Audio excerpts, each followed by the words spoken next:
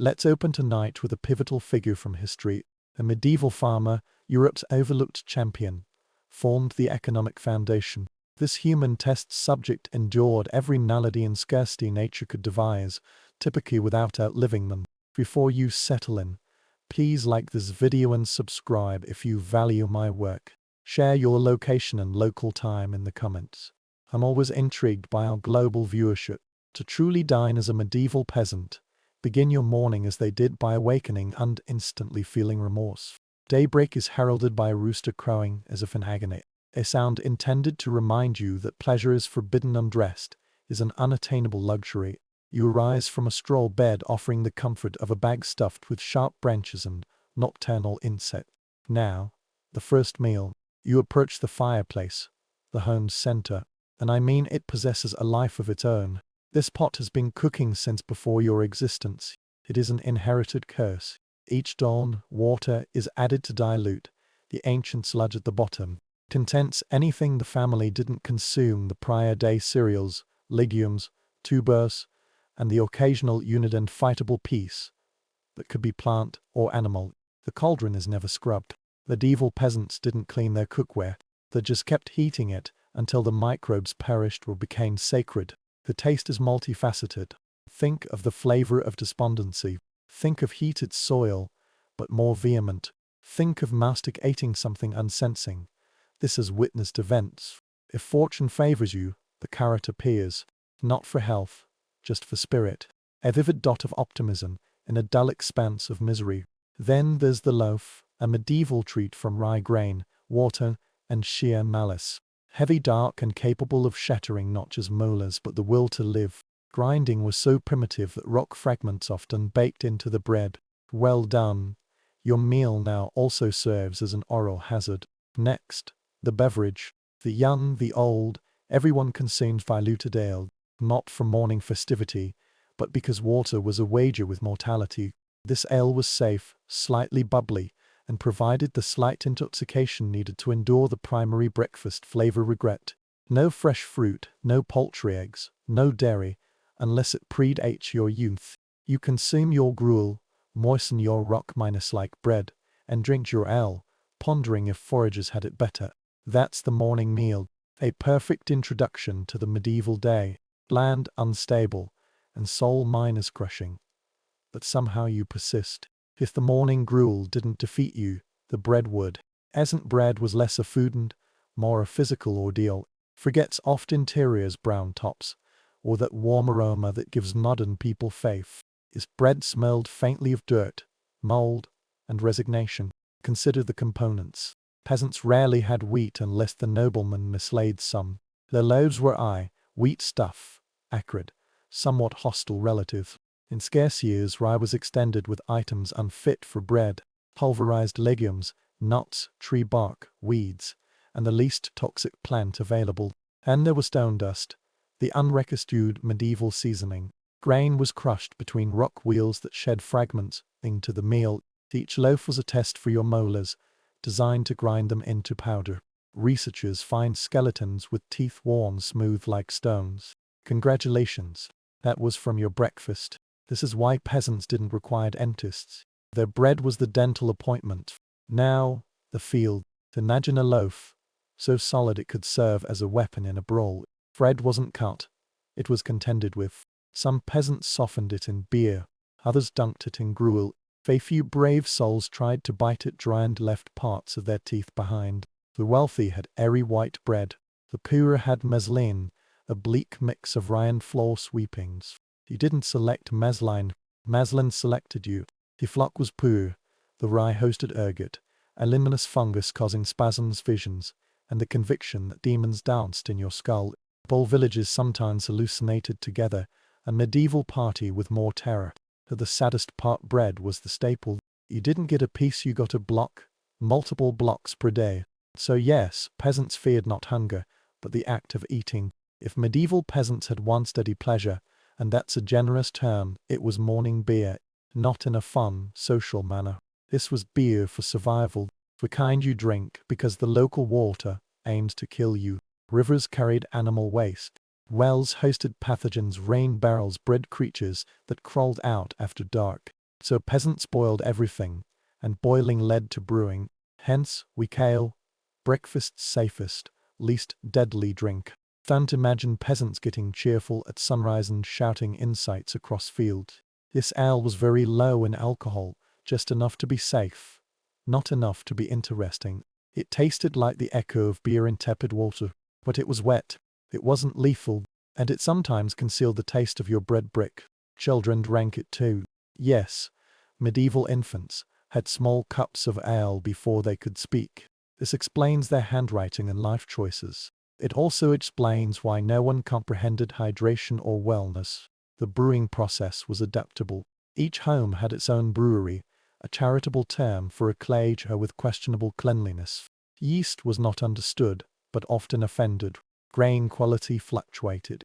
Water quality better not to inquire. But the outcome was always the same: a liquid that didn't cause immediate illness. On holidays, ale was stronger. The good kind. The beer that made you forget your feudal lord thought washing was sorcery. But that wasn't breakfast beer. Breakfast beer was the dutiful sibling, plain, watery, and vaguely like bread. A liquid note that life is a long race of letdowns. In some areas, peasants drank swall beer, even weaker, essentially barley minus flavored melancholy. And it maintained hydration, sustained life, and gave a slight buzz to tolerate 14 hours of unpaid farm labor. So yes, before coffee, before juice, before morning hadits, peasants woke, stretched, and drank beer like water, because it was. By mid-minus morning, the peasant had been awake for 5 or 6 hours, tilling soil, tending livestock, carrying water, and doubting their ancestors' decisions.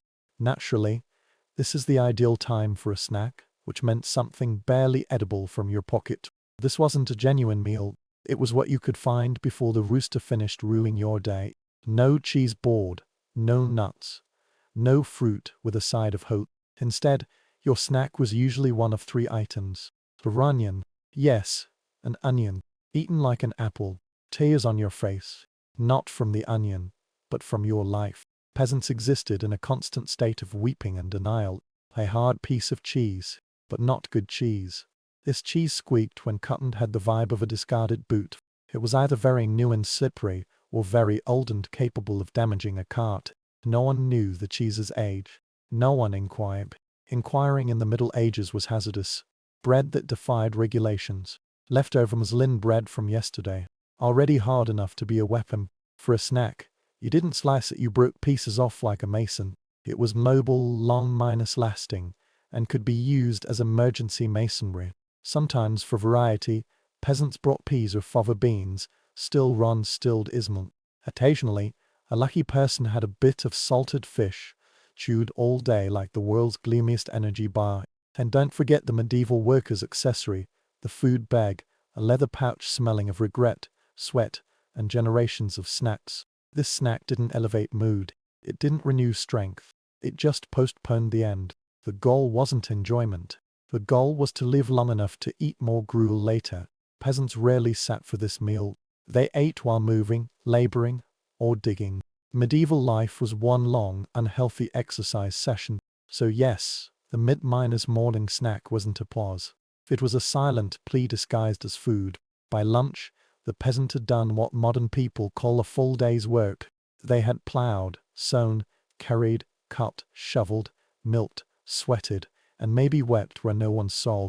Lunch was the reward for this effort, which would be splendid if the reward weren't gruel. Again, lunch in the Middle Ages wasn't a meal you anticipated. It was a meal you endured. You faced it like per weather or a taxman with quiet acceptance and knowledge that resistance was futile. The midday gruel was the same as the mornings, just hotter and more bitter. The flavors hadn't improved. They'd just become more aware of their misery. You sat on the ground because chairs were for the affluent and those with intact spines. Before you, a wooden bowl held as to so thick a spoon could stand in it. The ingredients were identical: barley, beans, and any vegetables that grew that season. The only difference was the quantity, just enough to keep you working, not enough to bring joy. If by chance there was meat, it was never a prime cut. It was a thin piece of salt pork, preserved so well it could endure an ice age. This meat wasn't soft. It wasn't moist. It was a trial.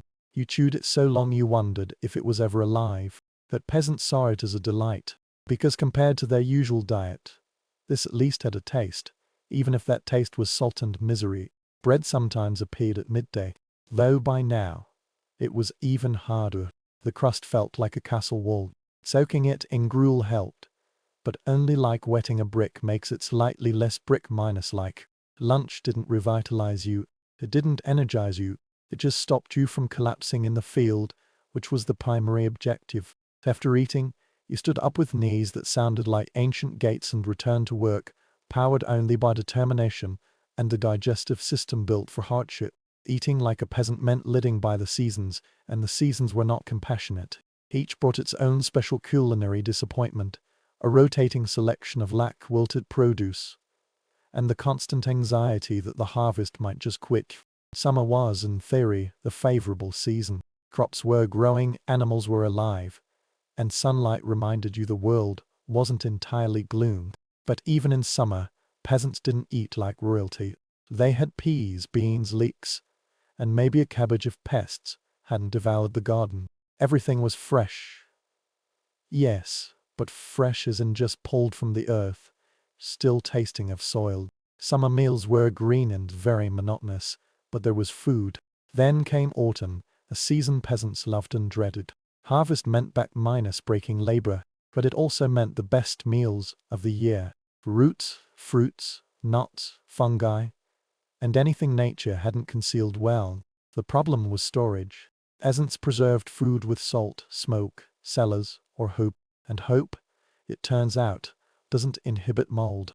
Many autumn foods were just summer ingredients that had surrendered.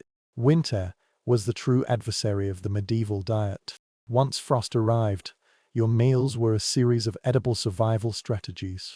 Salted fish, salted pork, salted everything. If it wasn't salted, it wasn't secure. Winter vegetables included turnips that tasted like sorrow and onions that could be used as weapons. Bread hardened, gruel thinned, hope dwindled. Yes, there were feast days, but one day of roast meat didn't compensate for 90 days of culinary despair. Finally, spring also turned the hungry season. Winter stores were nearly empty. New crops weren't ready. Animals were still thin. This was the season where peasants ate weeds, not trendy foraged greens, but weeds. Whatever grew first became dinner, whether it was palatable or felt like punishment. So yes, peasants sate with the seasons, but not by choice. Their seasonal menu was dictated by famine, cold, and the perpetual conflict between humans and nature, a war nature often won. A peasant's vegetable plot was not a charming, picturesque garden. There were and-eat beds, no heritage tomatoes, no basil in attractive pots. A peasant garden was a battleground, a desperate struggle between humans and nature where nature usually prevailed. This garden, if you could call it that, was a small fenced area of dirt with vegetables chosen not for taste, but for their ability to endure suffering. Medieval vegetables weren't selective.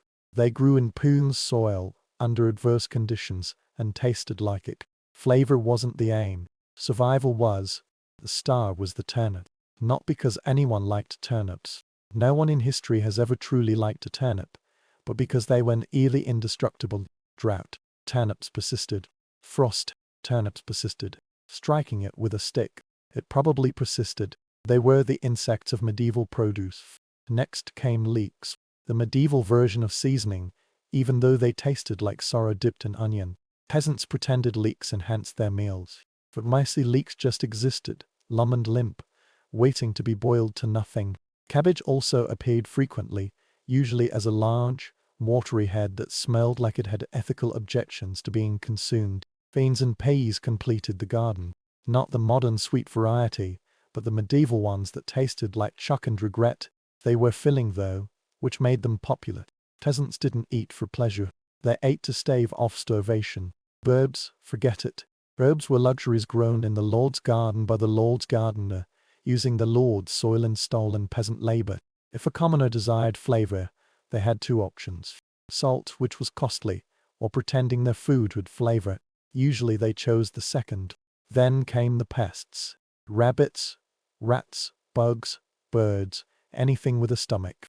Medieval gardens were a buffet for every creature, except the people who planted them. Half the harvest fed nature.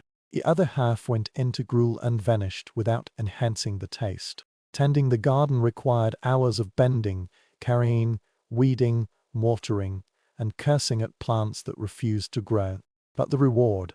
A handful of vegetables with the flavor of damp cardboard. Such was the medieval garden, a monumental effort producing very mediocre food.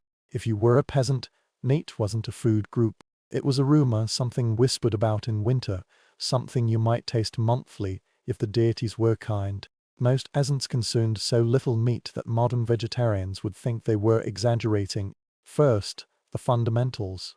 The animals on your land belonged to the Lord. The deer in the forest, the Lord's. The rabbits in your garden, the Lord's. The board imaging your fence, also the Lord's.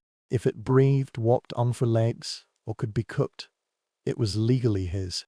Killing it without permission was poaching.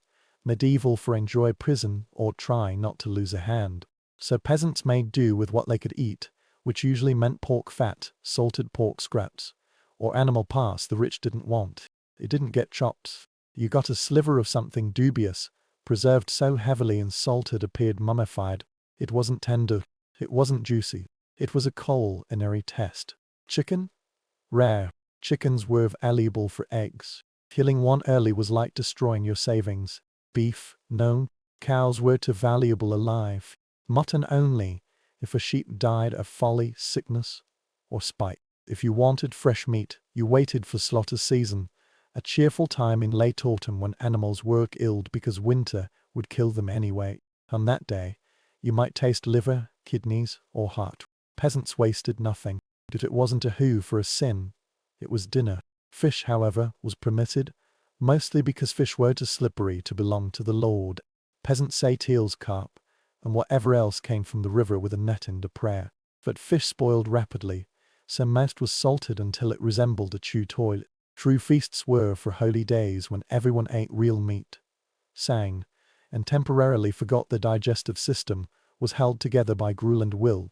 But in everyday life, meat was a rarity, a dream, a distant memory of something delicious that richer. Sometimes it's barley heavy, sometimes it's turnip heavy, sometimes it's just disappointment. The vegetables have been boiled so thoroughly that they no longer possessed texture, color, or self-minus awareness. If everything becomes a beige slurry, a unified mass of edible confusion, if there is bread left over, and that's a big if, you dunk it into the gruel to soften it enough that your teeth survive. For a fleeting moment, this feels like luxury. Then, the bread dissolves into the stew and the fantasy ends. Meat in dinner gruel is a rare miracle. Maybe a hint of pork fat. Maybe a bone that has been boiled so many times its ancestors feel weary. A bone in the pot is exciting though. A bone means the stew has seen meat, and that alone can boost morale. Dinner is silent. Not because it's peaceful, but because talking wasted energy. The only sounds are the scraping of spoons and the distant groaning of someone's back as they shift on a stool that predates literacy.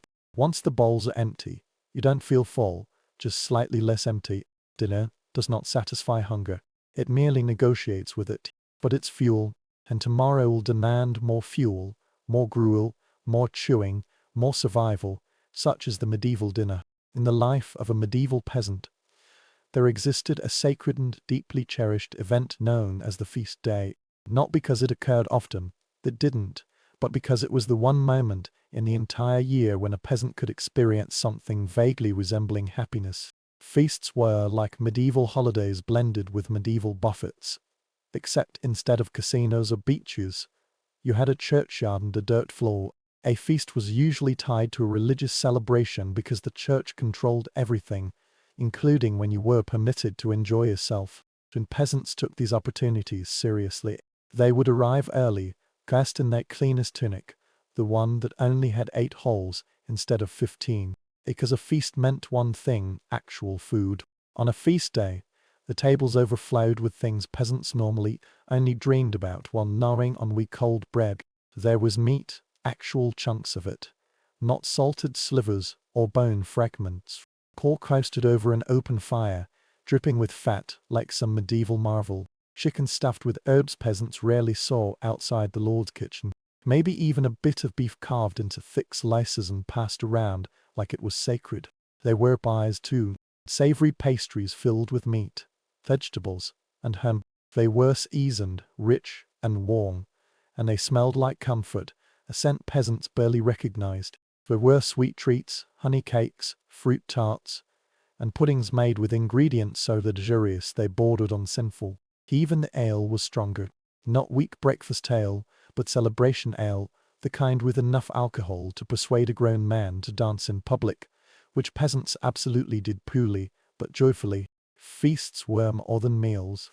They were social explosions. Singing, dancing, laughing, arguing, hugging, accidentally punching someone during a folk dance. All the wholesome medieval chaos you can imagine. For one day, peasants weren't crushed by work or hunger.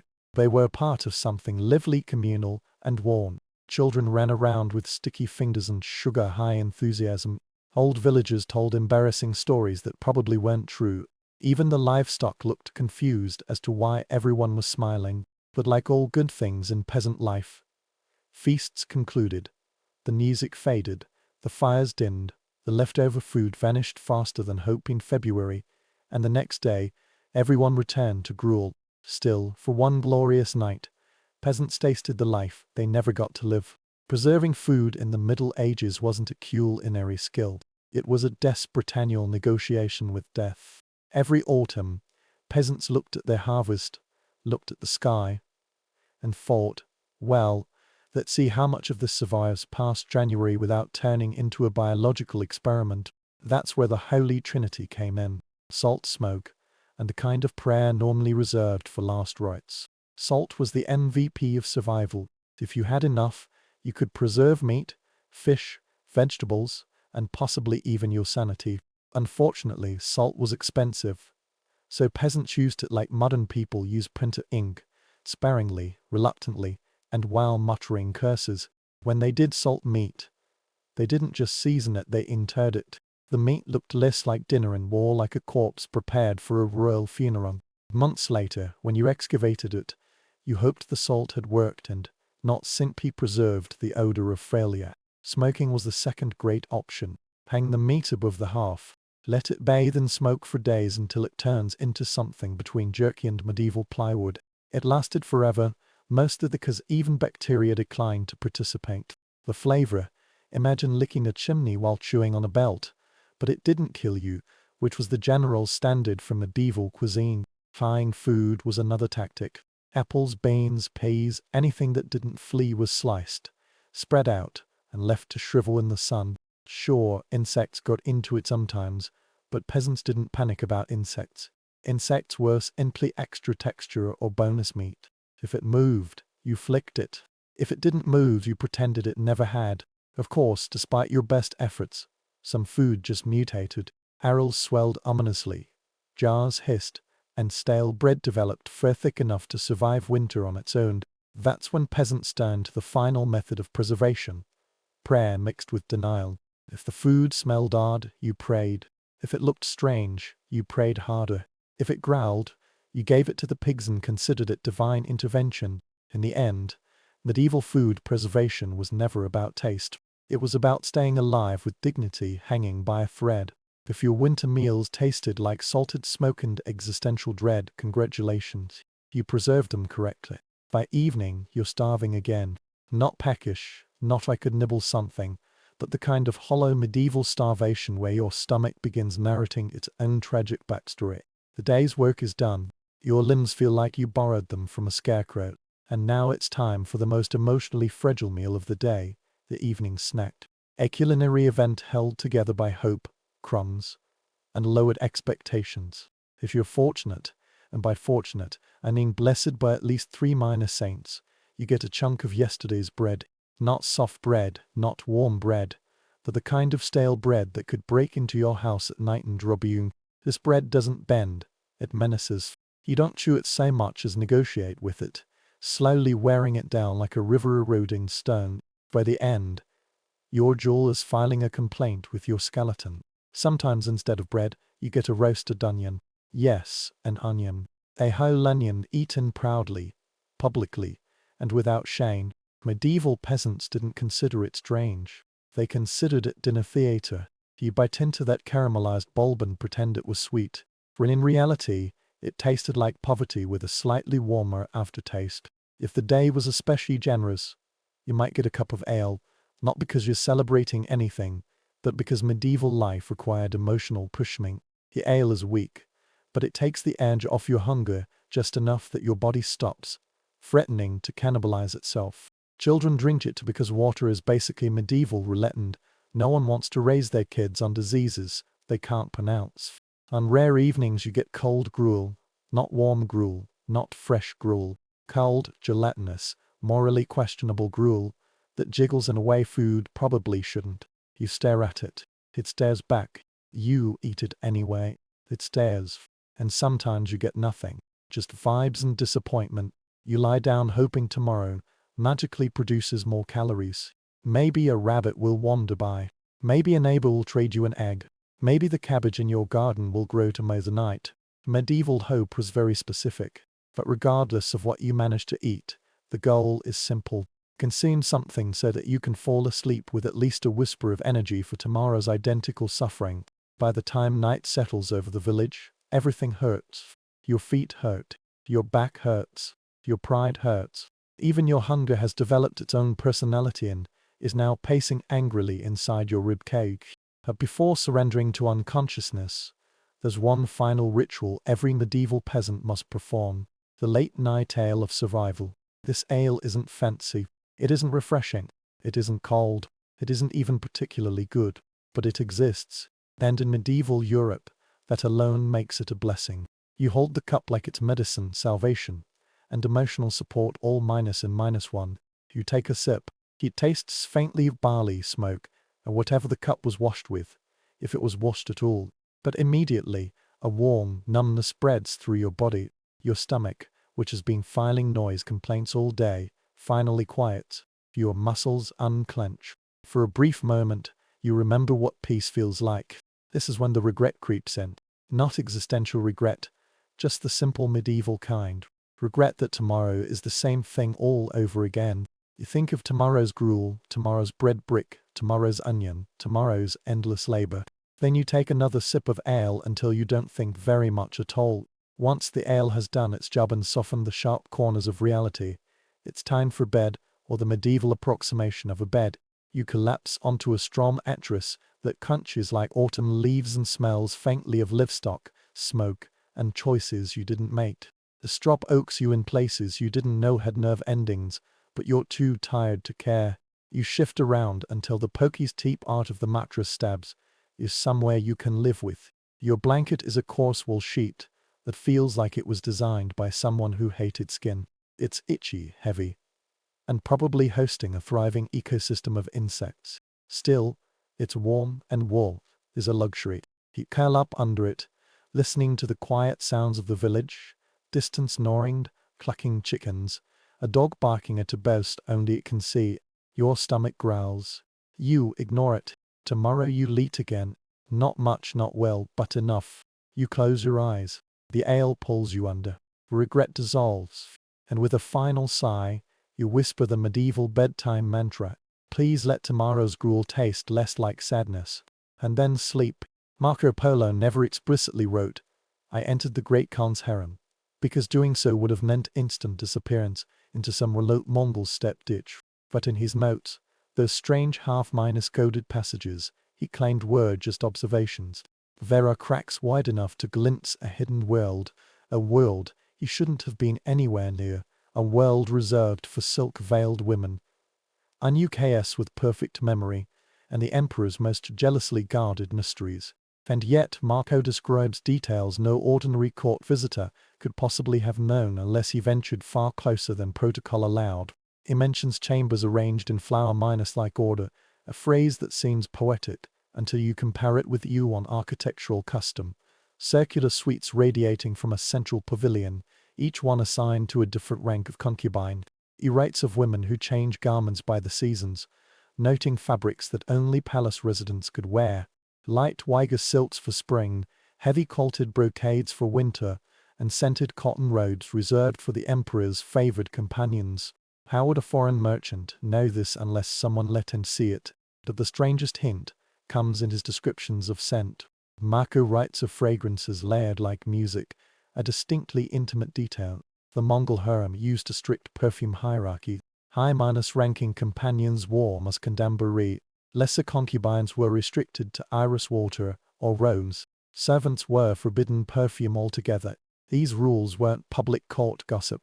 They were internal regulations known only to the people who lived behind the silk curtains. Marco shouldn't have known any of this, and yet he writes about it as casually as he describes the price of paper in the marketplace. His tone gives him away. In his travelled diary, he's usually a merchant cataloguing curiosities, but here his writing shifts, becoming almost cautious, tender, observational in a way that implies proximity. He speaks of eyes that watch even when lowered, of voices trained to calm storms, of rooms where the emperor is never alone, yet no one dares to speak. These aren't the words of someone repeating rumors. They're the words of someone who stood close enough to feel the room breathe. And so the first mystery of Marco Polo's secret notes is simple. If he truly never entered the harem, why does he write like a man who saw its shadows flicker just inches from his face? If Marco's first hints reveal proximity, his second set of notes exposes something even bolder. For clear understanding of the harem's internal hierarchy, its stairs, privileges, punishments, and the invisible ladder every concubine feared or fought to climb. Official Chinese court records describe it in stiff bureaucratic language, but Marco's descriptions brief. They feel lived. They feel witnessed. He writes of those closest to the KHN who walked, as if the floor itself bends beneath them, referring to the 4 senior consorts, the highest-ranking women in the entire palace. They held authority second only to the empress and were effectively political officers. Beneath them, Marco hints at the ladies who wait in twilight, likely describing the Jian Jiao middle-ranking favorites who could catch the emperor's eye for months, all be forgotten in a single dawn. And then there were the flowers of the outer garden, his poetic name for the lowest-ranking concubines, girls taken from conquered kingdoms, tribute offerings, or daughters of powerful families hoping to buy imperial favor. Their lives were a mixture of luxury and dread. They lived in silk but moved in fear. One misstep, one wrong glance, one whisper overheard by the wrong servant could end their ascent before it began. Marco even implies the existence of informal ranks, the unwritten laws of the harem. These were not decreed by the emperor, but by the women themselves. Senior concubines controlled perfume allotments, chose which dancers performed at festivals, and most terrifyingly determined who was fit to serve the KHN personally. A woman denied by them didn't try as ever. He also notes the strange economics of affection in the UN world. High-ranking concubines received bolts of gold-threaded silken jars of rare Tibetan musk. Others were given lesser gifts. Hairpins, fans, small mirrors, tokens meant to maintain order more than affection. The emperor's attention was currency, and every woman lived in a kind of emotional stock market where fortunes rose and collapsed overnight. Marco's most daring line reads, "Even silence has rank among them." Barely a man who had seen the harem in motion, its whispers, glances, rituals, would phrase it like that. Whether he stepped through those guarded doors or merely got close enough to hear what others missed, his notes leave no doubt. The harem was not just a place. It was a theater of power where desire was structured, regulated, and weaponized with precision. Among Marco Polo's strangest and most revealing observations are his notes on scent. Not clothing, not jewels, not gestures. Scent. This alone tells us he was far closer to the harem world than any foreigner was supposed to be. Perfume in the Yuan imperial court wasn't simply a luxury. It was a language, a ranking system, and a weapon. And Marco describes it with the precision of someone who had breathed it in himself. He writes that a woman's presence may be known before her foot crosses the threshold, an unmistakable reference to the perfumed hierarchy that regulated who wore what. High-ranking consorts were permitted heady lingering fragrances that announced their approach. Tibetan musk, ambergris imported from the Indian Ocean, and the precious resin known as dragon's brain, which only the emperor's favorites were allowed to use. These scents were strong-layered and unmistakable. They didn't just enter a room, they conquered it. Marco continues. Some smell of spring, others of dawn after rain. This is his coded way of describing the middle ranks who were limited to lighter perfumes, iris water, osmond the soil, touches of clove, or sweet flagged. These scents whispered rather than shouted, marking their wearers as desirable but not dominant. Marco's descriptions show he understood these subtleties perfectly, though the most telling detail comes from his notes on the lowest ranks. He writes, "Many wear no scent at all, for to carry fragrance without right is to borrow a crown without permission." This was indeed an unbreakable rule. The lowest-ranking women were forbidden strong perfumes. Their bodies were washed in unscented rice water. Their clothing smelled only of the cedarwood chests in which they were stored. To wear a scent above one's rank was a punishable offense, one that implied ambition, deceit, or seduction out of turn. Even more fascinating is Marco's mention of seasonal scents, noting the warming odor of winter and the cooling aroma as of summer. This reflects the harem's elaborate seasonal rotation, warming fragrances like cinnamon and musk in cold months, cooling ones like sandalwood and lotus when the palace sweltered. Every scent had a function, every aroma had a meaning, and then almost carelessly, Marco adds, some scents cling to the skin long after the woman has gone. That is not something a man writes when he learns these rules from a distance. His notes don't simply describe perfume, they betray proximity, too much proximity for a mere traveler. If perfumes revealed rank, the tests of loyalty revealed something far more precious: survival.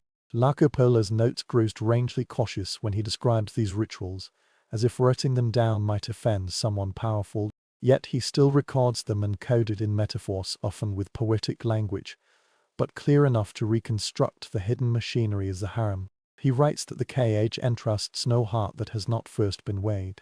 A statement that seems vague until you realize the UN harem use multi-minor stage loyalty assessments to separate the obedient from the ambitious. The first test was obedience in silence. Marco describes gatherings where women wait like still water, making no ripple unless stirred. This was literal. The emperor's attendants would observe how long a woman could remain motionless, voicing no complaint and showing no impatience. A concubine who fidgeted, sighed, or reacted was considered unreliable. Next came the test of truth, conducted not by the emperor, but by senior concubines undone, their CS. Marco hints at eyes that can read the spine of a lie before the mouth forms it. A poetic way of describing interrogations disguised as casual conversation.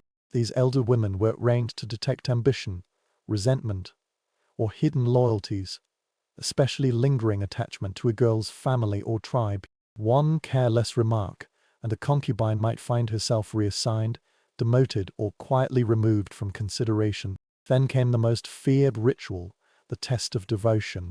Marco calls it a night where the moon sees more than the candles, suggesting a ceremony where personal behavior was evaluated with almost spiritual seriousness. The chosen concubines were observed by attendants as they prepared for potential summons.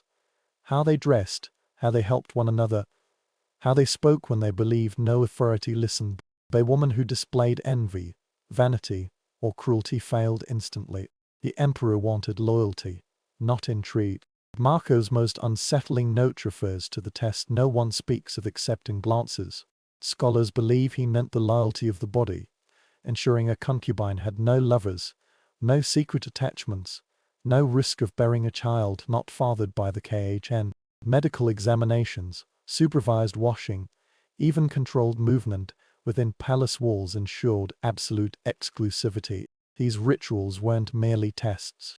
They were filters, refining a harem of hundreds into a trusted inner circle. Marco writes about them with the tone of someone who did not merely hear rumors, but sensed the anxiety in the air, the tension behind every elegant gesture. No outsider describes fear as precisely unless he has walked beside it. If the concubines were the hidden stars of the harem, the unUKS were its gravity, quiet, constant, unseen, but inescapable. Marco Polo's notes suddenly sharpen when he speaks of them, as if even he understood that these men, half servants, half spies, were the real enforcers of the emperor's private world. His descriptions are unusually careful, full of respect and subtle fear. He writes of men who move like shadows, yet carry the weight of the sun. a poetic but accurate summary of their paradoxical role. Eunuchs had no families, no heirs, no clans to protect. That made them in the emperor's eyes incorporeal. They lived entirely within the palace ecosystem and therefore owned every breath to the throne. Marco knew this, and he hints that approaching the harem without their approval was impossible. Marco describes how the eunuchs memorized everything: names, scents, footsteps, even the way each concubine lowered her eyes. They were trained to detect the smallest irregularities, and Polo writes of them, hearing what others only feel. They oversaw the baths, the dressing chambers, the night rotations, and the delivery of imperial summons.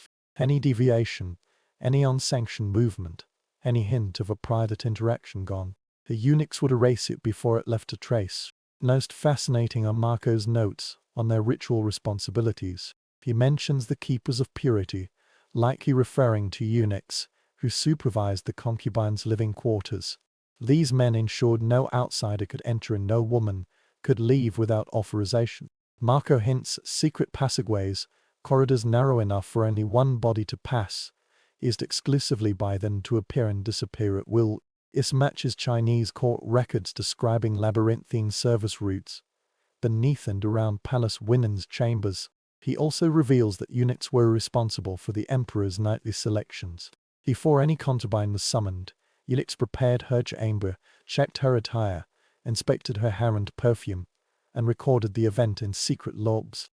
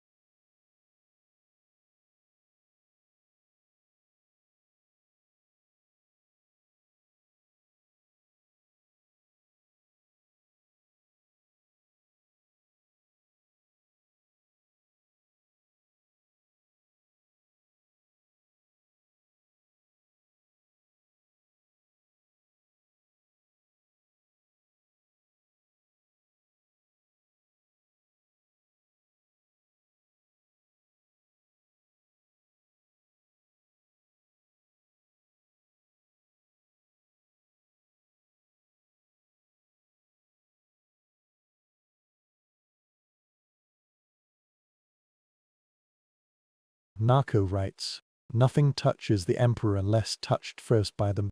For an observer would have no access to this knowledge unless he stood close enough to watch a eunuch at work, or close enough to be watched by one." Yet Marco's most striking line is this: "They speak awfully, but each word can break a kingdom." Eunuchs controlled information, rumors, schedules, and access. A whisper from one of them could elevate a concubine or destroy her, and they knew it. Marco's precise insights are impossible unless he hovered near the heart of their operations. Too close for a simple merchant, far too close for comfort.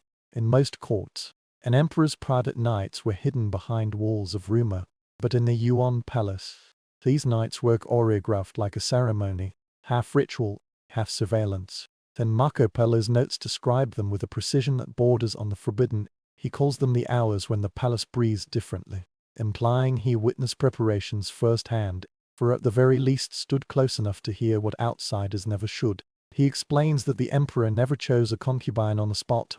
The decision was made hours earlier by an intricate machine of NICS, attendants, and senior consorts. Marco writes that the emperor's desire is a river guided by many hands, hinting that politics, alliances, and harem hierarchies shaped the nightly summons, just as much as the emperor's wound. The ritual began with purification. Marco describes concubines bathing in warm water, infused with lotus and silkwood, their skin dried with cloths, scented lightly so as not to overpower the emperor. Their hair was braided in specific patterns, simple for lower ranks, elaborate for favorites, with jade pins reserved solely for the highest consorts. Their single misplaced pin could signal jealousy or ambition. Marco's awareness of these subtleties suggests proximity.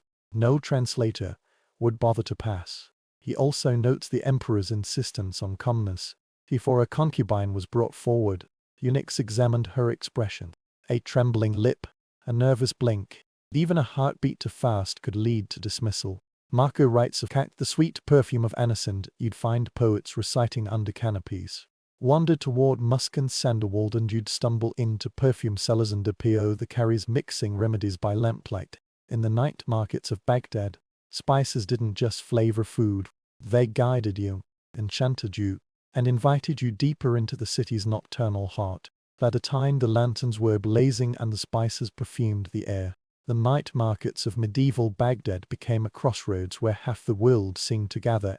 If daytime commerce belonged to officials and guild masters, nighttime belonged to travelers, nomads, sailors, scholars, fortune seekers, and merchants from horizons so distant they sounded mythical to the average Badukdar.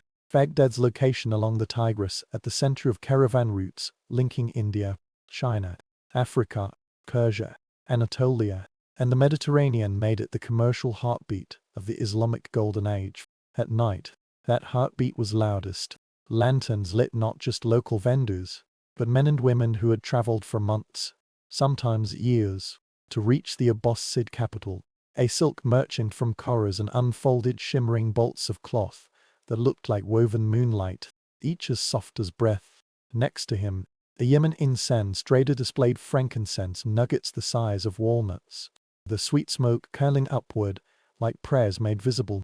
Indian ship captains, still smelling faintly of sea salt, arrived with pepper, coconuts, and rare woods carved into delicate figurines.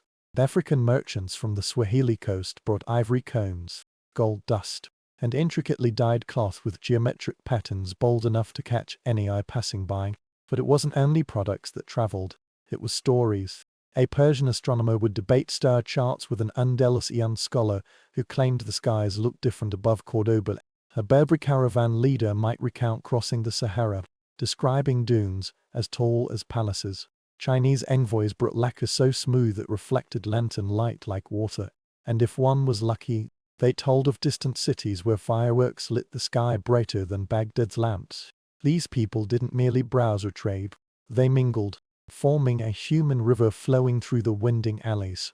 You could hear 5 languages in a single minute: Arabic, Persian, Greek, Tiuric, Swahili, sometimes even Chinese.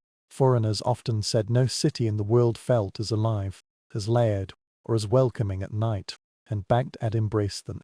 The night market was an equalizer. No one cared about your rank or homeland under the soft glow of lanterns. A fisherman from the Tigris could stand shoulder to minus shoulder with a merchant who owned caravans stretching from Damascus to Sumac. Trade forged friendships. Stories forged bonds. Deals forged futures. And as the night deepened, the crowd only grew larger, because in Baghdad, darkness didn't silence the world, it gathered it.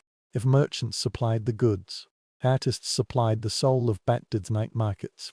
As the darkness thickened and lanterns glowed brighter, poets, musicians, storytellers, and wandering performers spilled into the squares like sparks from a fire. In medieval Baghdad, art wasn't confined to palaces or scholarly halls. It belonged to the streets, and nowhere did it shine more brilliantly than under the oil lamps of the night bazaar. The poets were often the first to draw crowds. They stood on raised carpets or overturned crates, reciting verses that flowed like silk, sometimes romantic, sometimes mystical, sometimes hilariously mocking corrupt officials or boastful merchants. Their words carried the perfume of Arabic literature shaped by the traditions of al-Mutanabi, Abu Nuwas, and hundreds of lesser-known talents who lit up the night for a few copper coins. Lovers drifted close, pretending to shop while secretly listening for lines that echoed their own hearts. Nearby, musicians plucked at, struck tambourines, and played flutes so soft they seemed to weave themselves into the night breeze. The melodies shifted with the crowd, slow and smoky when the evening was young, vibrant and fast when the market swelled, then warm and nostalgic after midnight, when only the devoted remained. A single load player could gather 50 people without calling out a word. The music itself was an invitation. Then came the storytellers, the Haka-waters, who commanded the loudest circles. Children sat wide-eyed at their feet while adults slingered at the edges, pretending they weren't just as captivated.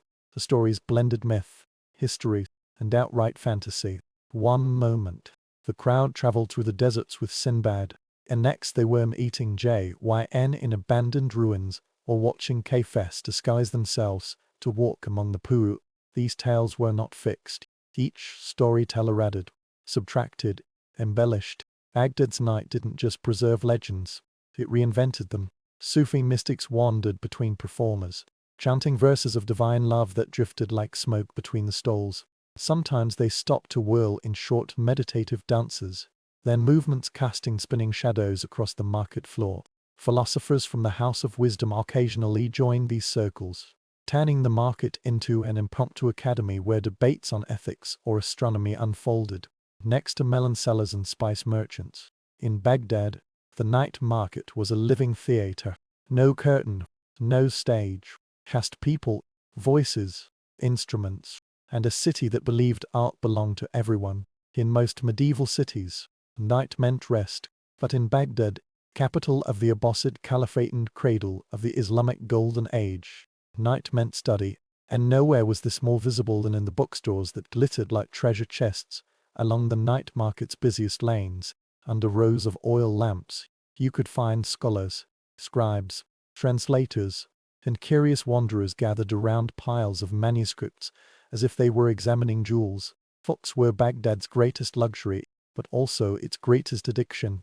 The House of Wisdom, the empire's intellectual crown, stayed active long after sundown. Scholars often left its halls buzzing with ideas and wandered straight into the night markets, eager to argue, research, or buy freshly copied volumes before returning to their own late-night work. And so the bookstores became an extension of the great library, the public annex where debate and education were as common as commerce. Booksellers treated their craft like performance. They stacked volumes of poetry, philosophy, medicine, astronomy, mathematics, and translated Greek texts with exaggerated precision, letting the spines catch the lantern light. A good bookseller didn't simply sell a manuscript. He recommended readings, recited favorite lines, compared authors, and could match a buyer with the perfect text as if prescribing medicine. Once all might offer a translation of Aristotle that had passed through 3 languages, Greek to Syriac, Syriac to Arabic, each layer adding new interpretation. Another might display a fresh copy of Al-Khwarizmi's work on algebra still smelling of ink, A third would feature poetry collections. Rumi, al-mutant obi, sometimes a young local poet hoping to be discovered. Travelers said that even if you entered with no intention to buy a book, you left with at least two. But the real magic was the scholars who browsed there. They were impossible to miss. Their eyes alight, their fingers tracing calligraphy, their voices rising excitedly whenever a debate began. One mathematician might argue with a physician about the nature of infinity. A historian might interrupt with a comment about ancient Persia. A teenage student could jump in and astonish everyone with a perfectly memorized verse. The night market was a university without walls, and the atmosphere was contagious. Even ordinary citizens felt pulled into conversations drawn by the scholars' enthusiasm. People stayed not because they understood everything, but because Baghdad made learning feel like a celebration, a communal act as natural as breathing. Under the lanterns, surrounded by ink and parchment, Baghdad felt like a city that refused to let the mind sleep. If the lanterns lit the markets, then the poets gave them voice. Then the food vendors gave Baghdad its heartbeat. The night market was a feast long before it was a marketplace. Long after the day's formal meals had ended, the true flavors of the city emerged. Smoky, spicy, sweet, sizzling, irresistible. Every corner seemed to hum with fire and fragrance. Follow the scent of charcoal and you'd find grilled lamb kebabs sputtering over open flames, seasoned with cumin and coriander until the air itself tasted warm. Beside them, cooks chopped onions and parsley with rhythmic thumps that blended into the market's music, drizzled with lemon and draped in warm bread. These kebabs were the unofficial evening meal of Baghdad, cheap enough for a laborer, delicious enough for a scholar. Next came the stew sellers, stirring in enormous copper pots filled with lentils, chickpeas, and slow-minus cooked meats. Their steam clouds rose into the lantern light like glowing spirits. Customers lined up with clay bowls, eager to taste a broth seasoned with cinnamon, pepper, and garlic. Some vendors added dried limes for a sour, irresistible twist, the flavor signature of Iraqi cuisine that made travelers pause mid-bite, eyes widening in surprise. Sweet makers were the market's crown. Tables overflowed with dates stuffed with almonds, sesame-coated pastries, fried dough drenched in honey, and rosewater sweets so fragrant they competed with the perfume sellers. The sound of syrup dripping on two hot pastries made passers-by stop out of instinct. It was dessert theater. Children tugged at their parents' sleeves. Adults pretended to buy just one, then returned minutes later for three more. But the true centerpiece of the night market was the tea vendors. Their kettles hissed like serpents as they poured dark, strong tea brewed with cardamom. The cups were tiny, but the flavor was immense. People didn't drink tea to refresh themselves. They drank to stay awake, to talk, to debate, to linger just a little longer under the lamps. A single pot could fuel an hour-minus-long discussion about poetry, politics, astronomy, or dusset. Other treats dotted the alleys, roasted chickpeas crackling in iron pans, melon slices chilled in river-cooled basins, saffron rice cakes wrapped in banana leaves, yogurt drinks poured over crushed mint leaves, and everywhere, always, food was shared. Strangers offered bites to strangers. Vendors slipped extra pieces to children. A scholar and a fisherman could sit side by side on a bench, elbows touching, eye-flicking honey from their fingers. Because in Baghdad, the night didn't just feed the stomach, it nourished the city's soul. Beyond the bright stalls and crowded squares, the night markets of medieval Baghdad had another layer, deeper, quieter, almost secretive. If the lantern-lit bazaars were the city's face, these hidden corners were its pulse. Here, under the dimmer glow of smaller lamps, healers, mystics, fortune-tellers, and apothecaries carried out work that blended medicine, superstition, and ancient tradition. The healers were impossible to miss. They sat behind baskets of herbs that smelled of earthened memory, dried mint, lavender, myrrh, resin, fennel seeds, bitter almonds, and strange roots brought by caravans from the Zyi mountains. Their tools were simple, mortars, pestles, copper bowls, but their reputations were complex. Some were trained in scientific remedies from the hospitals of Baghdad, where medicine was advancing faster than anywhere in the world. Others relied on folk wisdom passed down for generations. Most were a blend of both. They mixed tinctures to ease stomach troubles, pastes for wounds, teas for sleep slings, and powders to calm tempers. Some healers whispered Quranic verses as they worked. Others recited Greek medical theories like they were poetry, and yet most customers didn't care about the method, only the relief. A few steps away, the fortune tellers sat behind carpets decorated with symbols, talmusnams, and cracked bowls used for scrying. They read palms, cast shells, interpreted dreams, and predicted journeys. Some were old women with piercing eyes. Others were young men with silver tongues and pockets full of charms. People approached them cautiously, half believing, half doubting, but always curious. Baghdad was a city of knowledge, but also one that left room for mystery. Even a scholar might secretly ask whether a journey would be safe or a marriage prosperous. The apothecaries were somewhere between healer and magician. Their shelves overflowed with jars of colored powders, oils, perfumes, dried insects, and curious stones pulled from riverbeds. They sold ingredients for remedies, yes, but also for love potions, protective amulets, and rituals meant to chase away the evil eye. Their clientele ranged from anxious merchants to confident poets seeking inspiration. These corners of the market had a different sound from the bustling center. Here, voices dropped to whispers. Lanterns flickered instead of shining bright. People moved slowly, not out of laziness, but reverence.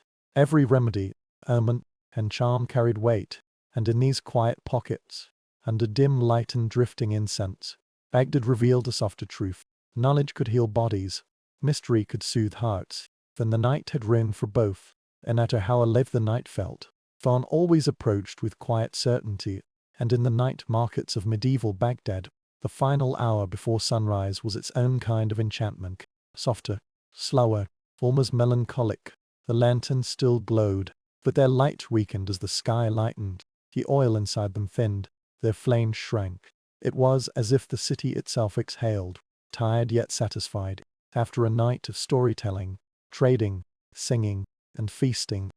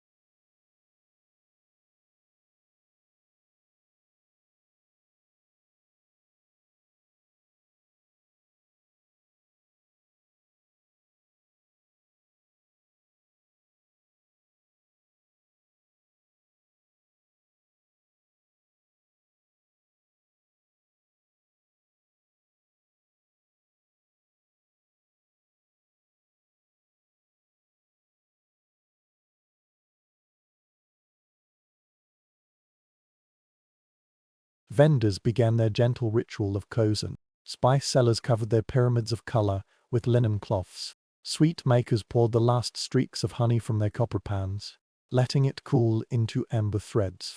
Tea vendors emptied kettles, their hissing fading like the final notes of a long performance. Perfume sellers kept bottles of rose water and musk, careful not to spill a drop. Scent was too precious to waste even at dawn. The poets' voices softened. The musicians set down their instruments. Even the storytellers, who could talk for hours without tiring, paused mid-tale and promised to continue tomorrow night. By this time, the crowd had thinned. Scholars drifted home with ink-stained fingers and new books tucked under their arms. Travelers slipped away to roadside inns. Families gathered the last treats for breakfast. Street cats claimed leftover scraps with triumphant mewas. The market felt less like a festival and more like a memory folding itself neatly away. The river was the first to reflect morning. The Tigris shimmer, red pale silver, and the reflection of lanterns blurred into soft streaks before disappearing entirely. Fishermen appeared with their nets, greeting the night vendors as if they belonged opposite worlds. One ending, one beginning. The scent of bread baking in nearby ovens signaled that Baghdad's daytime life was stirring. But for those who experienced it fully, the transition felt bittersweet. The night markets were Baghdad at its most alive, a place where merchants, mystics, scholars, artists, sailors, and wanderers shared the same streets without hesitation or hierarchy. By day, the city was brilliant. By night, it was intimate. When the oil lamps finally dimmed, it felt like waking from a dream you desperately wanted to remember. As the sun crested above the city's rooftops, the last vendors walked home, carrying empty baskets but full hearts. They knew that once the heat faded and the shadows lengthened, Baghdad would bloom all over again. The night did not die, it merely slept, because in this golden age, the city's true pulse beat strongest under the stars. At 16, Julius Caesar discovered that childhood could evaporate in a single afternoon. His father died suddenly. Not in battle, not in disgrace, but quietly, almost politely, leaving behind neither scandal nor explanation. Yet for Caesar, this calm departure triggered a storm that would reshape the rest of his life. In a republic obsessed with lineage and alliances, a father was not just a parent, he was a shield, and with that shield gone, Caesar stood exposed before the most dangerous forces in Rome. The first days after the death were filled with ritual, visitors, and whispered condolences. For beneath the mourning hung an unspoken anxiety.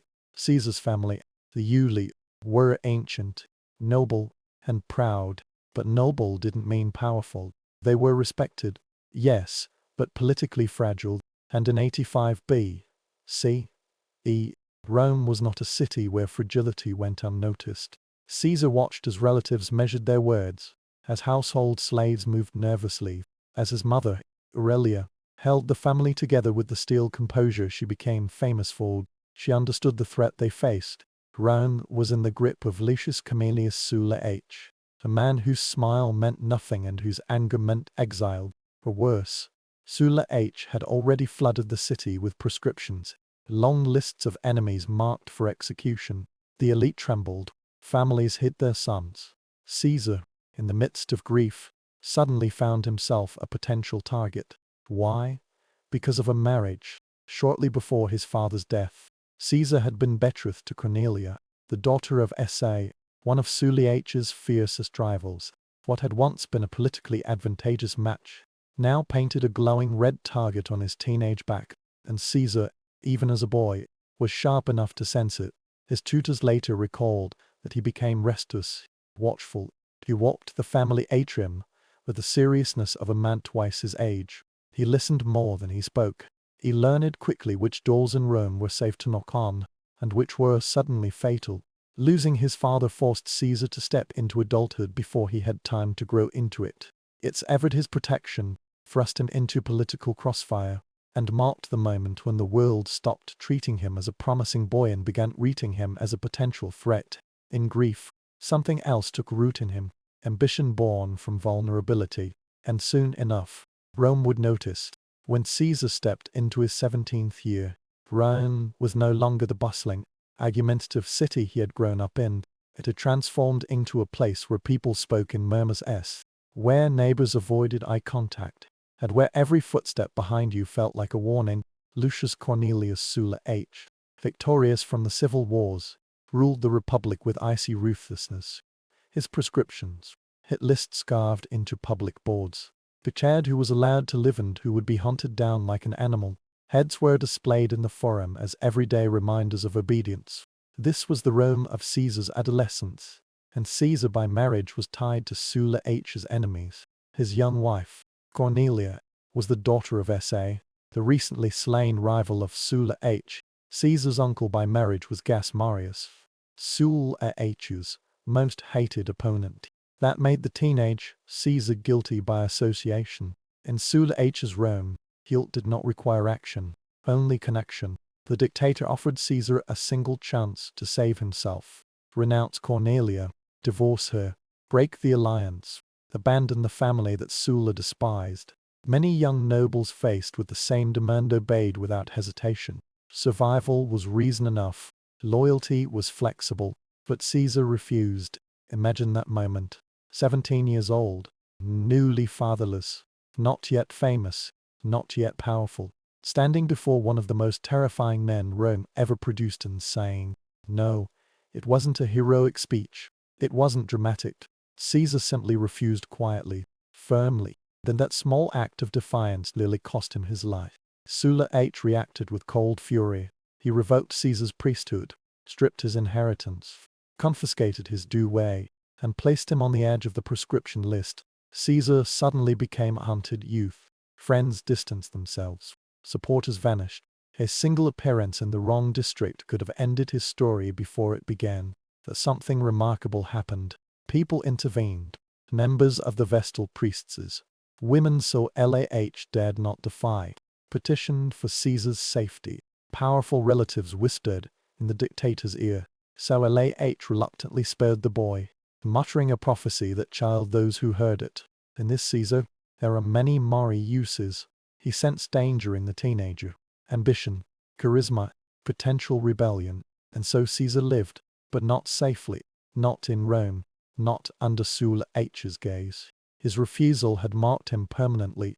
The city he loved had become a trap, and the only escape was to run, with Sulla's wrath hanging over him like a sharpened sword. Caesar understood there was no future for him in Rome. Staying meant death. Appealing meant humiliation. Fighting meant suicide.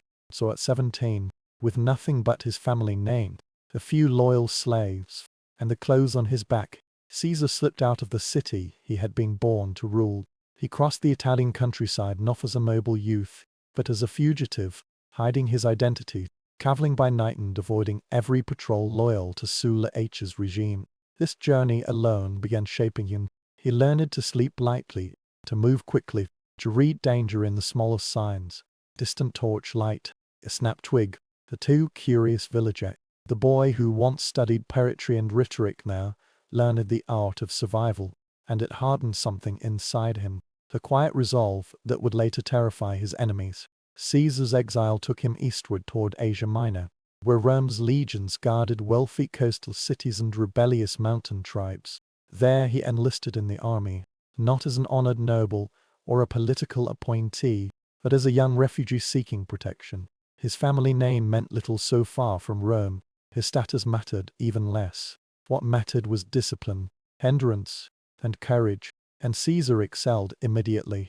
Soldiers later recalled how impossibly composed he was for his age. He endured long marches without complaint, slept on the ground without discomfort, and trained with a seriousness unusual for someone of patrician birth. He studied the legions the way he once studied rhetoric, as if understanding each detail could someday give him power.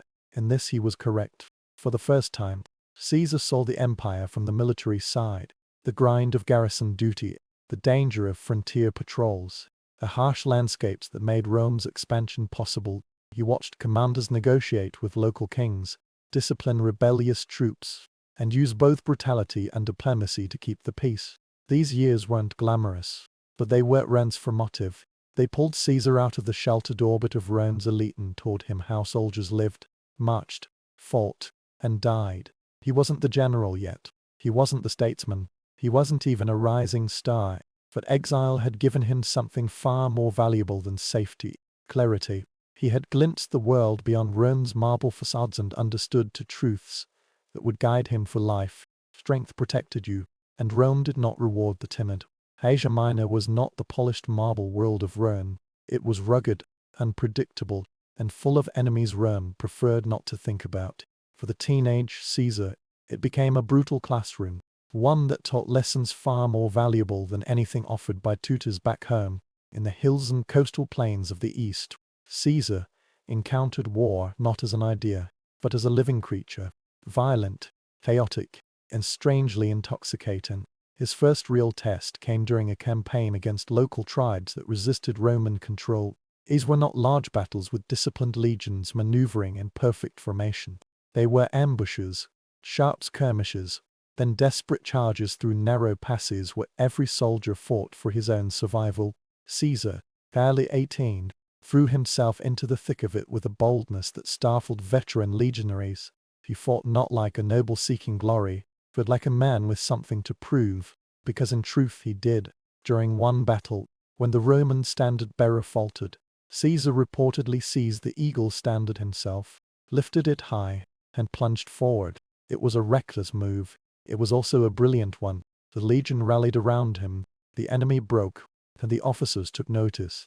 Courage under fire was the first currency of Roman command, and Caesar spent it lavishly. But bravery wasn't the only skill he developed. In the camps after the battles, Caesar absorbed everything. He studied how commanders addressed their troops, how they distributed rewards, how they punished disobedience. He learned the delicate balance between fear and loyalty, the balance he would later master better than any Roman before him. And there was diplomacy. Caesar accompanied officers on missions to allied kings, where he watched negotiations unfold with all the subtlety of a stage play. He learned when to bow, when to flatter, when to threaten. 18-age exile, still technically unwelcome in Rome, was learning the foundations of both war and statecraft from the men who lived it every day. What truly changed him, however, was the camaraderie in the legions. No one cared about his patrician ancestry. A soldier judged another soldier not by blood, but by bravery, endurance, and loyalty.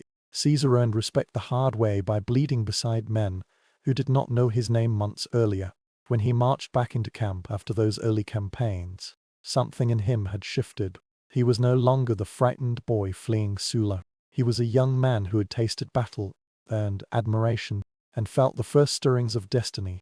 The army had given him safety. War had given him purpose. As the campaigns in Asia Minor continued, Caesar's reputation spread quietly through the ranks, not as a noble Minos-born youth playing at war, but as a soldier who could be trusted in the mud, rain, and blood of real campaigning. For a teenager stripped of privilege and chased out of his own city, this acceptance mattered more than any Roman title he had lost. He became the foundation of the leadership style that would later make men follow him across entire continents. Caesar adapted to military discipline with startling speed. He rose before dawn with the veterans, marched under blistering sun without complaint, and carried his own pack, even when others offered to carry it for him. He ate their rations, slept on their ground, laughed at their crude jokes, and listened to their stories of past battles. Soldiers remembered him as a young man, good-natured, sharp-eyed, and unusually willing to endure hardship. These qualities were rare in Roman nobles and soldiers' notice, but endurance alone didn't set him apart. It was the charisma beginning to show beneath the discipline. Even at 18 or 19, Caesar possessed a strange magnetism. He had a way of speaking that made men lean in, a way of encouraging others that felt genuine rather than commanding. He praised courage openly, forgave mistakes quietly, and never took credit that wasn't his. This blend of humility and confidence was intoxicating to the rank and file. His officers saw something else: intelligence. Caesar grasped tactics quickly. He studied maps with interest, asked questions that showed strategic curiosity, and demonstrated a natural sense for terrain. During one patrol, he spotted an ambush before it happened, saving his cohort from slaughter. Stories like this spread, and soon even hardened centurions began watching the young fugitive with interest. But perhaps his greatest strength was adaptability. When stationed in coastal towns, Caesar blended effortlessly into diplomatic missions. When assigned to rough frontier duty, he handled it with grit. When the army needed translators, he offered his limited Greek. When it needed negotiation envoys, he volunteered to accompany elders. Every task, no matter how small, became part of his growing arsenal of skills. What he was learning quietly, steadily, was how to lead Romans by being one of them. He wasn't born with the loyalty of his future legions. He earned it here, step by step, beside campfires and battlefield graves. By the time Caesar reached 19, he had become more than a fugitive seeking refuge. He was a rising force, one shaped by hardship, sharpened by war, and beginning to sense the magnitude of his own potential. Caesar's early military career wasn't just a refuge. It became the stage for his first taste of glory, and it came during a moment of desperate chaos, when the line between survival and heroism blurred into a single heartbeat. During a campaign in Asia Minor, Caesar's unit was ambushed by enemy forces who took advantage of steep terrain and narrow roads. The attack was sudden and brutal. Roman soldiers were horseback, shields locking as arrows hissed overhead. Panic began to ripple through the ranks, the kind of panic that could turn a disciplined force into a shattered mob. But Caesar, still barely past 19, refused to retreat. Accounts differ in detail, but all agree on one point. Caesar saw a fellow soldier, an older centurion, fall wounded between the lines, trapped in a deadly no-man's land. To leave him meant certain death. To rescue him meant almost the same. Caesar didn't hesitate. He surged forward, shield raised, cutting through the chaos with reckless determination. Arrows struck the ground around him, spears glanced off his shield rim, and somehow, impossibly, he reached the wounded centurion, lifted him onto his back, and carried him in full armor back to the Roman line. The enemy surged forward. Caesar didn't break. His fellow soldiers roared, rallying around the young man who had turned certain defeat into a spark of courage. For this act, Caesar earned the Corona Civicae, the crown of oak leaves, one of Rome's highest military honors. It was awarded only to those who saved the life of another Roman in battle, and unlike most military decorations, it brought permanent privileges, public honor, reserved seating at games, and the right for others to stand in his presence. Imagine the scene: a teenage exile, stripped of wealth, hunted by Sulla and outstanding before seasoned officers. As oak leaves were placed upon his head, soldiers cheered him, officers praised him, even the harshest veterans nodded with respect. Caesar had entered the army as a nobody. In a single heroic act, he had become a name worth remembering. But the honor did more than elevate him, it ignited him. For the first time, Caesar witnessed how courage could bend fate, how bold action could carve a path through impossible circumstances. He tasted recognition, loyalty, momentum, and he realized something crucial. Rome rewarded courage far more than obedience. The oak crown wasn't just a decoration, it was a prophecy. As Caesar moved through his late teens and into his 20th year, his military career gave him more than discipline and courage. It gave him connections, education, and a deeper understanding of how power actually worked beyond Rome's marble facades. Asia Minor was not merely a battlefield, it was a crossroads of cultures. Kings, merchants, philosophers, and political opportunists. And Caesar, with his sharp eyes and sharper ambition, absorbed everything around him like a thirsty sponge. Whenever the army paused in a wealthy coastal city, Caesar drifted toward its elites. He dined with Greek magistrates, observed debates in local councils, listened to philosophers argue beneath porticos, and studied how charismatic leaders shaped opinions without ever drawing a sword. In these rooms, Caesar learned that true power didn't always roar. Sometimes it whispered, questioned, charmed, and persuaded. These were skills that would one day let him dominate the Roman Senate without lifting a finger. His natural charm blossomed. Even as a young man, he had what later biographers called desuavitas, a blend of elegance, eloquence, and warmth. He remembered names, asked thoughtful questions, and laughed easily. People liked him. More importantly, they trusted him. Officers began sending him as a representative to allied rulers because he was respectful but not submissive, confident but not arrogant. diplomatic without being dull. Caesar learned to adjust his personality like a weapon, soft when needed, sharp when required. He also polished his Greek, the language of the educated East. Scholars recalled him practicing speeches in the evenings, shaping his rhetoric long before his first real public address in Rome. Even in exile, he prepared for the life he believed destiny owed him, but Asia Minor also introduced him to a darker lesson. Politics was a game of masks.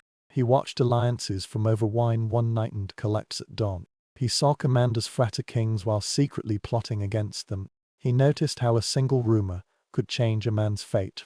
These observations etched themselves into Caesar's teenage mind. He learned never to trust appearances, never to show his full intentions, and never to underestimate the power of perception. Caesar entered Asia Minor as a fugitive trying to survive. He was now becoming something more dangerous. A young man learning to influence minds, win hearts, and navigate political landscapes with the ease of a future ruler. The sword had taught him courage. Society was teaching him control. By the time Caesar reached his early 22nd, news began drifting into the eastern camps, like cautious messengers. Sulla was dying, the dictator who had chased Caesar from Rome, executed hundreds, exiled thousands, and ruled with an iron fist now weakened by illness, withdrawing into his villa in Campo. For Caesar, his rumor was more than gossip. It was a signal. The city that had once been a death trap was beginning to loosen its grip. When Sulla finally died in 78 B.C., Caesar felt the world shift beneath him. The fear that had shadowed his adolescence didn't disappear, but it softened into something manageable. Powerful men who had once avoided him now reached out quietly. Old family friends sent letters suggesting it might be safe to come home. Even officers in Asia Minor hinted that a young man of his talent shouldn't waste his life and distant garrisons forever. And so Caesar prepared for the journey west, not as a boy running from danger, but as a young man returning with new scars, new skills, and a new sense of purpose. The road back to Italy mirrored his exile in reverse, but everything felt different now. He walked into Greek cities and understood their politics. He rode through mountain passes with a soldier's instinct. He carried himself with a confidence he had not possessed when he first left Rome. Even the men who traveled with him sensed the change. Caesar no longer looked like someone avoiding fate. He looked like someone approaching it. As he crossed the Adriatic Sea and glimpsed the Italian coastline, Caesar felt something complicated rise in his chest. Relief, pride, and a flicker of vengeance all intertwined. Rome had cast him out. Rome had tried to break him. But here he was, returning stronger than before, sharpened by hardship and carrying honors, and not through family privilege, but through blood and bravery. He entered the city quietly, without parade or announcement. Rome was still dangerous, still factional, still scarred by civil war, but it was no longer ruled by a man who wanted him dead. Caesar visited relatives, reconnected with his mother, Aurelia, and walked through the streets he had once feared losing forever. Yet something in him had changed irrevocably. He saw Rome's corruption more clearly. He understood its weaknesses. He sensed how easily its leaders could be manipulated by fear, charm, spectacle, or ambition. Caesar had left Rome as a hunted teenager. He returned as a man who understood power, both its dangers and its possibilities. And Rome unknowingly had just welcomed home its future conqueror. Caesar's return to Rome did not immediately place him in the spotlight. He was still young, still relatively unknown, and still recovering from years spent as an outlaw turned soldier. But inside him, something had crystallized. The hardships of exile, the dangers of Sulla H's regime, the discipline of military life, the lessons of diplomacy, all of it fused into a new identity. Caesar was no longer merely a noble youth of ancient lineage. He was a man building himself from the ground up. Rome, however, hadn't changed as much as he had hoped. The Republic was fractured, riddled with resentments left over from the civil wars. Veterans loyal to Sulla dominated politics. Senators whispered behind closed doors. Fearful of new uprisings, corruption seeped through the courts, and ambition poisoned every conversation. Caesar recognized the cracks instantly. The city was unstable, vulnerable even, and for the first time, he began to imagine not how he might survive Rome, but how he might shape it. That ambition alone wasn't enough. Caesar needed influence, training, and visibility. So, he turned to what he had always understood best, rhetoric. Though still in his early 22nd, he began practicing law as an advocate, honing his voice until it could slice through a crowd as keenly as a blade. He took on cases others avoided: corrupt governors, mistreated allies, victims of political abuse. Romans began to notice his fire, his fearlessness, his refusal to bow to the powerful. These early speeches were risky, even reckless. The men he attacked were wealthy, connected, and vicious. Caesar had learned courage in the mountains of Asia Minor. Standing before hostile juries didn't compare to charging through enemy spears. Rome's political dangers felt manageable compared to real war. At the same time, Caesar invested in alliances, small ones at first. He befriended young politicians like himself, men disillusioned with the Senate's aging aristocracy.